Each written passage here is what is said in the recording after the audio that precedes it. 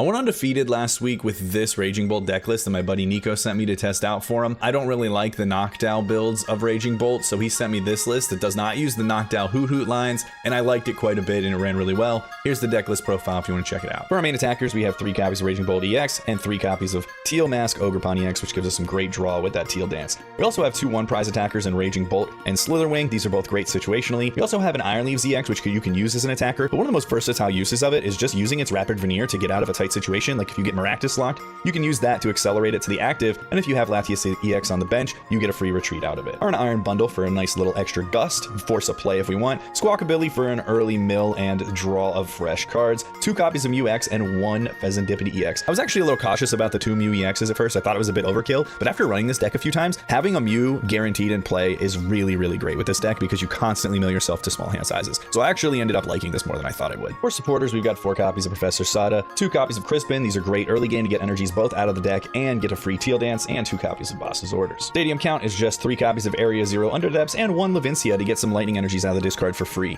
This is really great when you're under item lock. For our search cards, we've got 4 copies of Nest Ball, 3 copies of Ultra Ball, and 4 copies of Earthen Vessel to grab some energies. I ran 3 copies of Pokegear, even though the list my buddy sent me had 4 because I just didn't feel like taking one out of another deck. And I replaced the 4th one with a Bravery Charm, which actually helped out quite a bit, so I think I'm going to keep this count. 1 Picnic Basket to kick some damage off, especially with all the spread and a lot of the Frost Slash that we're seeing now, and if you play a Dragapult, this is really great in that. 1 Pal Pad to kick some supporters back into our deck, 2 copies of Night Striker to grab either a single Pokemon or an energy, a Switch to get out of a tight spot, and a Prime Catcher as our ace spec. Pretty standard energy counts for a Raging Bolt Teal Mask deck. We're going to be running 3/3 of Fighting Lightning, and then 6 Grass energies. Don't destroy me in the comments because my energies are not all the same. I understand. I just put this deck together last minute before I played it.